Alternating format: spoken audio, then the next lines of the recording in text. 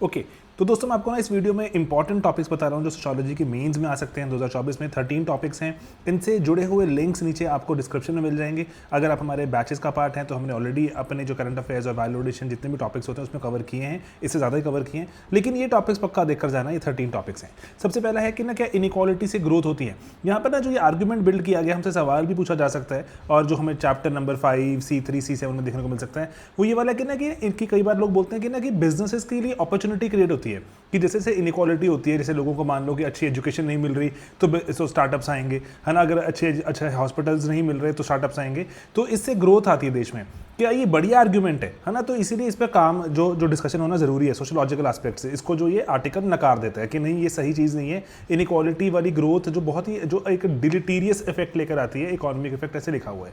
Okay then दूसरा है, जैसे आपको पता है कि रिजर्वेशन की बात हो रही है अभी, और पर्टिकुलरली जैसे ना जो रिजर्वेशन में यहाँ पे जो टॉपिक जैसे अब हम जो निकल कर आता है कि क्या अंडर रिप्रेजेंटेशन है। और जैसे इस बार जो गवर्नमेंट में पर्टिकुलर जो जैसे इवन की कांग्रेस पार्टी का नारा भी था कि हर एक जिसकी जितनी वहाँ पर पॉपुलेशन है उतना उसको हक मिलेगा, रिप्रेजेंटेशन रहेगी। तो उसी पे बिल्ट है ये आर्टिकल।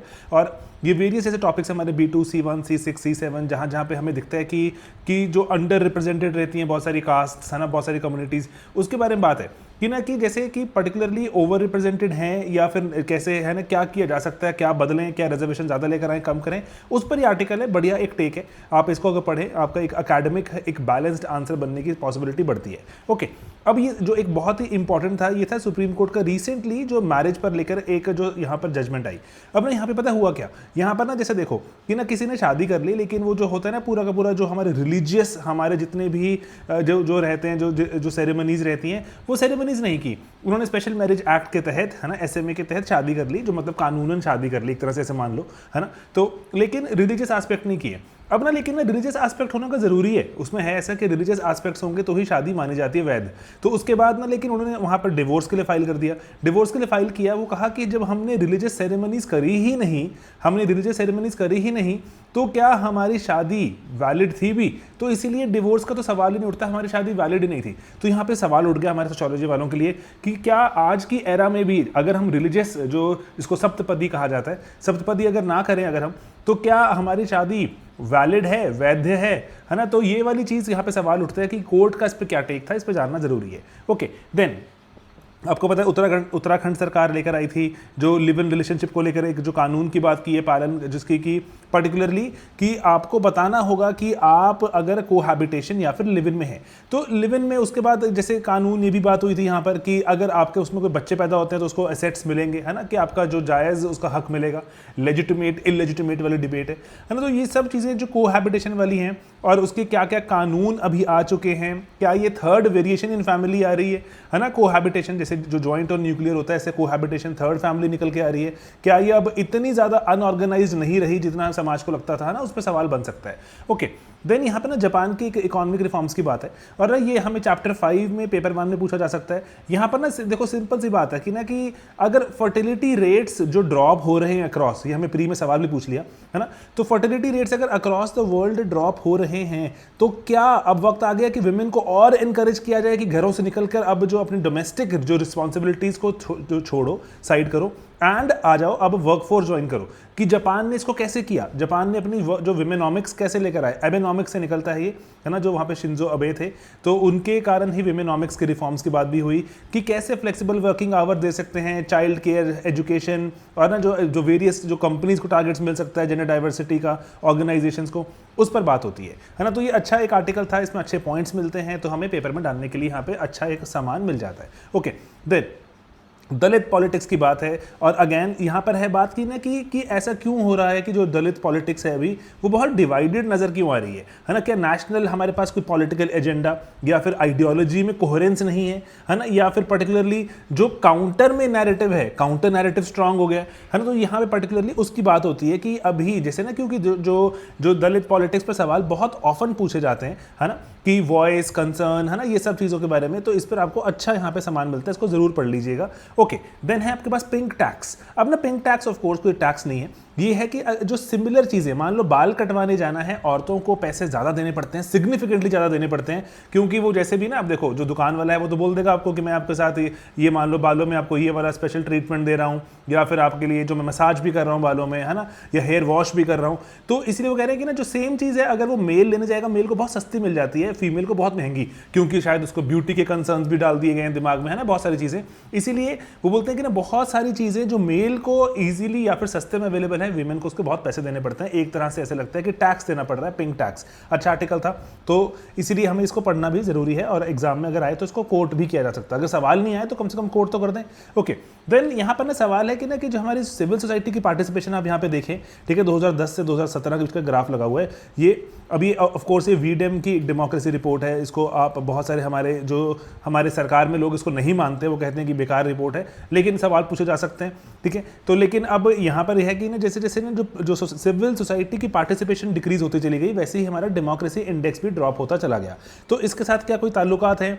क्या सिविल सोसाइटी सरकार का ही एक अलग हिस्सा नजर आता है, सरकार की ही वॉइस की जैसे नजर आता है कि सरकार की ही बातें कर रही है, सरकार के खिलाफ तो बहुत ही कम यहाँ पर हमें नजर आती हैं चीजें खड़ी हुई, है ना।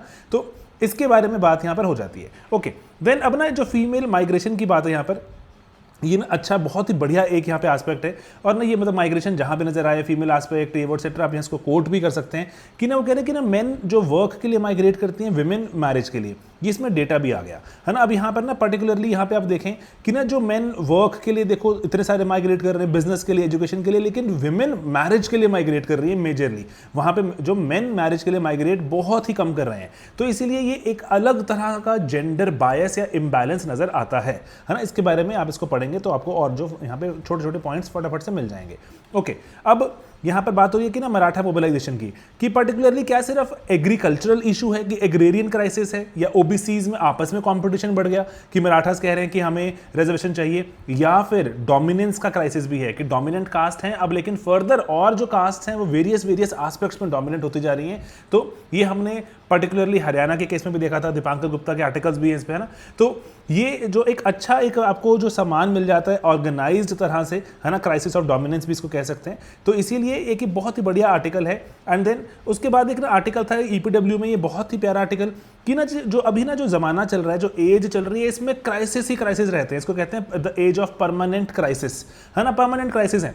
तो क्या हमारे लिए कोई थ्योरी बनाना कोई काम की चीज़ है भी है कि हम थ्योरी बनाएं, कोई फ़ायदा भी होगा उसका, है ना, कि थ्योरी बनानी चाहिए कि नहीं बनानी चाहिए। पर्टिकुलरली इतनी दुनिया रैपिडली चेंज हो जाती है, और हमारी अप्रोच सिर्फ और सिर्फ जैसे प्रॉब्लम सॉल्विंग की रहती है, और वो भी नी जर्क रिएक्शंस दिखते हैं। तो क्या थ्योरी बनाने के फायदे हैं कि नहीं, उसका केस बिल्ड करती है ये पर्टिकुलर आर्टिकल, बिल्ड करता है। बढ़िया आर्टिकल है ह्यूमनिस्टिक थियरीज बनाने का।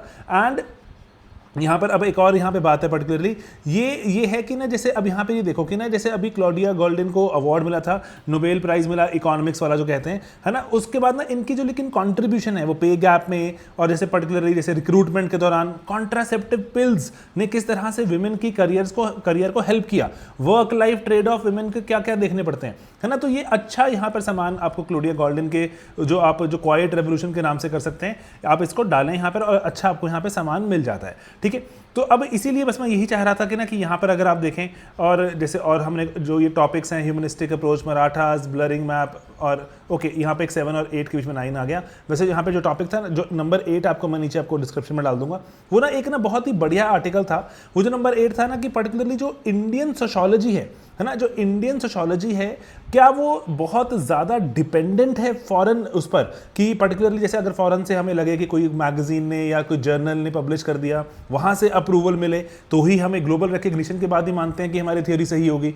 या फिर जब हमारा जो स्टेट ऑफ डिसिप्लिन क्या है, कि हमारा अभी जो डिसिप्लिन चल रहा है, मतलब sociology as a body of knowledge, Indian sociology, ये कैसे चल रही है, किस हालात में है, इंपीरिकल हमारे यहाँ पे वर्क कितने इस्टेब्लिश्ड हैं, कितना हमारे यहाँ पे ग्राउंड वर्क बढ़िया होता है, उसके बारे में बात है इंडियन सोशोलॉजी के जो स्टेट ऑफ अफेयर्स के बारे में।